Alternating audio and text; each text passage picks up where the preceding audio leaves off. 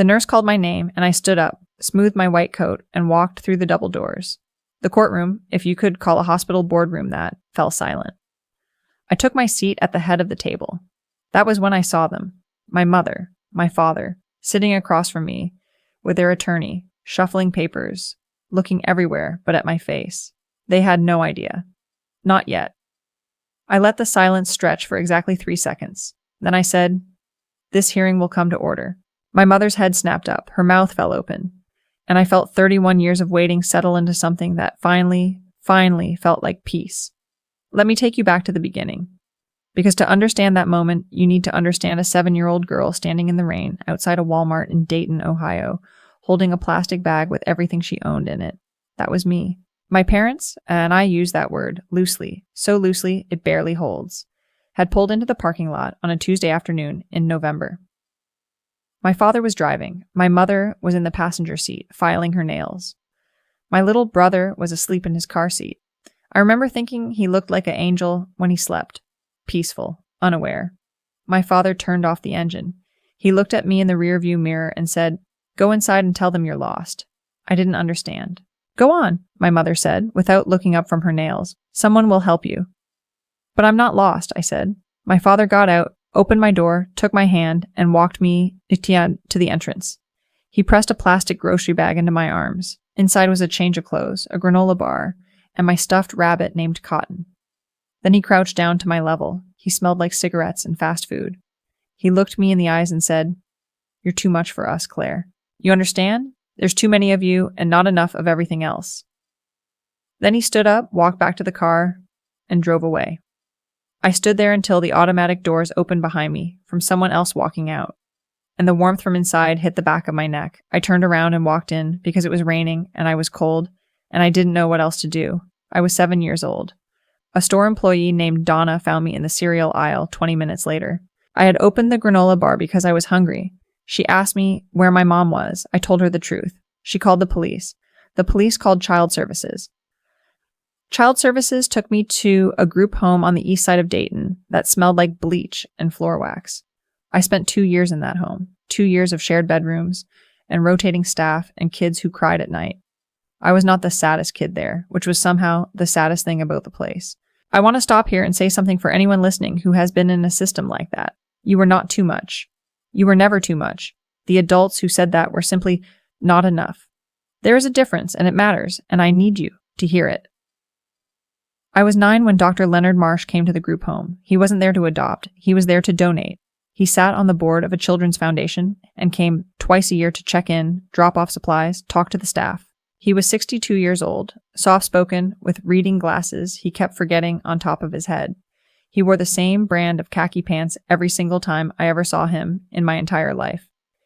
He sat down in the common room that afternoon, and I was the only kid there. Everyone else was outside. I was reading a medical encyclopedia I had found in the donation bin. I was 9, but I liked looking at the diagrams of the human body. I thought it was like a map of something mysterious. He sat down across from me and said, "What are you reading?" I showed him the page. It was the cardiovascular system. He said, "Do you know what the pericardium is?" I said, "The sac around the heart." He was quiet for a moment. Then he said, "That's right." He came back the next week and the week after that. He always brought a new book, always sat across from me, always asked questions and actually waited for my answers. 6 months later, he began the foster process. A year after that, he adopted me. I want to be clear about the kind of man my father, my real father, was. He never tried to fix me or reformat me or turn me into something that fit a vision he had. He just made space. He had a house in Cincinnati with too many bookshelves and a garden he couldn't keep alive, and he gave me a bedroom with a window seat and said, "This is yours, all of it." He was a retired cardiac surgeon. He had been married once to a woman named Ruth, who had died of cancer 11 years before he found me. They had no children. He told me once that he had spent so many years repairing hearts that he had neglected to notice his own house was empty. He enrolled me in the best schools. He sat at every kitchen table I ever did homework at. He drove 4 hours round trip to every academic competition, every science fair, every clinical shadowing program I got into. When I got into Johns Hopkins for pre-med, he cried in the car on the way home. He thought I didn't see him. I did. He was at my white coat ceremony. He was at my graduation. He was at the hospital the morning of my first day of residency, standing outside in the parking lot in those khaki pants, holding a coffee he had bought me that had gone cold because he'd been there an hour early and didn't want to be late. He was the only parent I ever had. He was also, as I would discover after he died, a significantly wealthier man than I had ever realized. My father passed away 3 years ago from congestive heart failure. The man who spent his career saving hearts died of his own failing. He was 81. He had lived a full life, a good life, and he went quietly at home in the chair by his window, with me sitting next to him holding his hand. I was 31 years old. I was a board-certified physician in internal medicine at a large hospital in Cincinnati. I was also apparently the sole heir to an estate worth $4.8 million, which included his house, his investments, a research endowment he had set up, and a life insurance policy he had quietly maintained for 30 years. I didn't know about any of it until the estate attorney, a composed woman named Helen, sat across from me in her office and read the will. I remember sitting very still when she finished. I remember looking down at my hands. I remember thinking about the granola bar in the plastic bag, the rain, the automatic doors. I said, "He never told me." Helen said, "He specifically instructed me to tell you when this moment came that the money was never the point. The point was you. He said you'd understand." I did understand. I understood completely. I want you to keep that moment in mind. Because what happened next made it necessary for me to hold on to it with everything I had. 8 weeks after the will was filed, 8 weeks, I received a letter. It was from an attorney in Dayton, Ohio. The letter informed me that my biological parents, whose names I will not say here, had become aware of my father's estate through public probate records. They were filing a claim. Their argument was extraordinary in its audacity.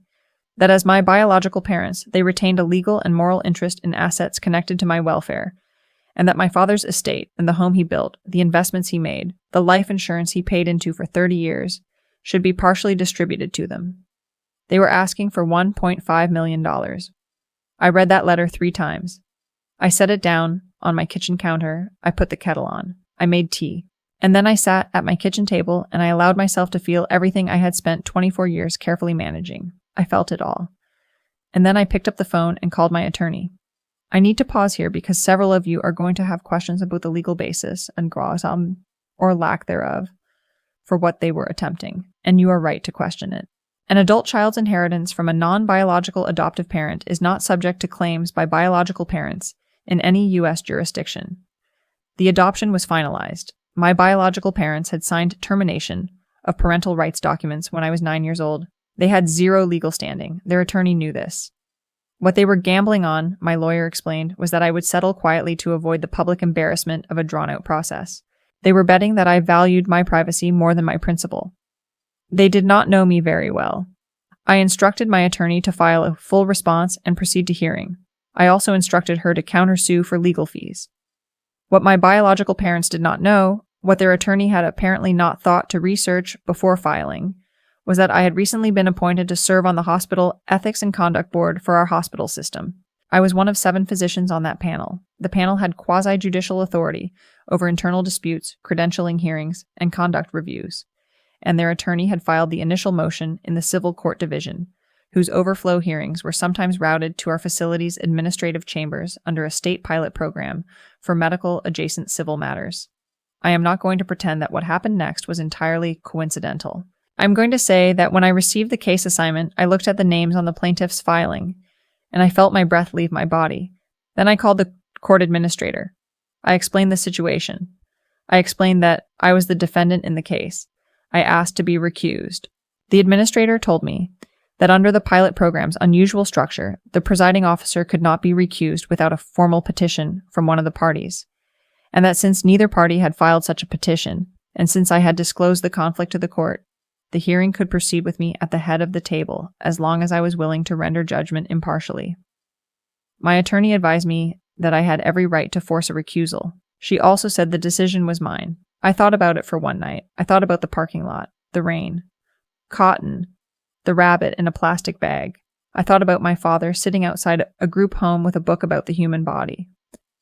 I thought about those khaki pants in a hospital parking lot at 6 a.m. I decided to proceed. The morning of the hearing, I arrived 40 minutes early. I reviewed the case file.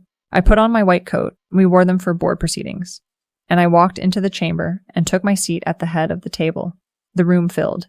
Their attorney came in first, a man in an expensive suit who looked at his phone the whole time he was setting up. Then my biological mother walked in.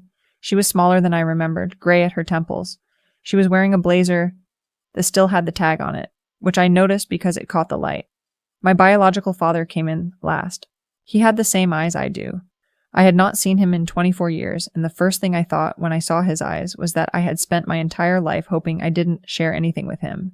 And there it was in the mirror of my own face every single day.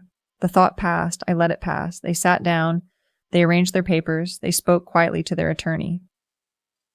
They had not looked at me. I said, "This hearing will come to order." My mother looked up. The room was silent for a moment that I will remember for the rest of my life. I watched her eyes travel from my face to my white coat to the nameplate on the table in front of me. Dr. Claire Marsh, presiding officer. Her face did something complicated, something I don't have precise words for. It was not guilt. It was not remorse. It was closer to the expression of someone who has just realized they stepped into a room they cannot leave. My biological father had gone very still. Their attorney looked between us with the focused attention of a man who had just realized he had significantly misread the situation. I said, "Counsel, your clients may be seated. We'll proceed with opening statements. I want to be accurate about what happened in that room and what didn't." I did not gloat, I did not editorials. I ran that hearing with the same procedural discipline I would have applied to any case. I listened to their attorney present the claim. I listened to my attorney present the response. I reviewed the submitted documentation. I asked clarifying questions in the same measured tone I use when I am asking a patient to describe their symptoms. At one point, their attorney argued that my biological parents had experienced significant emotional hardship as a result of losing touch with me, and that this warranted consideration. I asked him to specify the legal basis for emotional hardship as grounds for inheritance claims in Ohio Civil Code. He cited a statute. I asked him to read the full statute aloud. He did. The full statute, as written, explicitly excluded adoptive transfer cases from the provision he was citing. He stopped reading halfway through. I asked him to please continue. He did. There were a few moments I will hold in a different category. During a recess, my biological mother approached me in the hallway. She said my name, my first name, just Claire, in a voice that had something in it I didn't expect, something that sounded like it might be real. She said, "I didn't know you became a doctor." I said, "No, you wouldn't." She said, "I think about that day." I looked at her for a moment. I said, "I hope you do." Then I went back inside. At the end of the hearing, I rendered my decision on the record. The claim was dismissed in full. The plaintiff's argument had no legal foundation under Ohio adoption law or civil inheritance statutes. The termination of parental rights, signed and finalized 24 years prior, was unambiguous. Whatever relationship my biological parents believed they had preserved through biology, they had formally and legally surrendered it at a table, with a pen in front of a judge when I was 9 years old. No subsequent claim could be built on a foundation they themselves had dismantled. I also granted my attorney's motion for legal fees, to be paid by the plaintiffs. I set down my pen. I looked at the room. I said, "This proceeding is closed." I stood up. I walked out. In the hallway, my attorney was waiting for me. She didn't say anything at first. Then she said, "How are you doing?" I said, "I'm okay. I think I'm actually okay." And I meant it. Here's what I want you to understand about the end of this story, because I know some of you want the ending to feel like a fist coming down, like a final destruction. And I get that. I felt that too at various points over the years. That hunger for something that looks like justice served hot. But here is what I actually felt walking out of that room. Lightness, not triumph, not rage released. Just a quiet structural lightness, like a weight I had been distributing across my whole body for so long that I had stopped feeling it as weight and started feeling it as just the shape of myself. The $4.8 million from my father's estate is intact. I used a portion of it to establish a foundation, the Marsh Foundation, named for the man who gave me his name and his bookshelf and his cold parking lot coffee. The foundation funds educational support and medical mentorship for children in foster care in Ohio. We have helped 47 kids in our first 2 years. We will help more. My biological parents filed a motion to appeal 3 months later. The motion was denied. I have not heard from them since. I still have Cotton, the stuffed rabbit from the plastic bag. He sits on the windowsill in my home office, next to a photograph of my father in those khaki pants, squinting into the sun in my graduation day. He looks so happy in that picture, it makes my chest hurt, in a way I have decided to be grateful for. To feel that is to have had something worth losing. I had it. I had all of it. Before I go, I want to ask you something directly, and I want you to think about it before you comment. If someone chose to leave you, was she not because they had to, but because they decided you were inconvenient, and then came back decades later asking for what you had built in their absence, what would you do? Would you close the door completely? Would you look for something that resembled an answer? Or would you find a way to let justice be the last word and then go build something better with what remained? I chose the last one. I don't think it's the only right choice, but it's the one I could live in. If this story stayed with you, if it made you feel something, angry or hopeful or seen, share it with someone who needs to hear it. And if you know a kid who is going through something like what I went through, please look for the Donna in that Walmart. Be the one who stops and asks where their mom is. Be the one who doesn't walk past. That's all I have. Thank you for listening.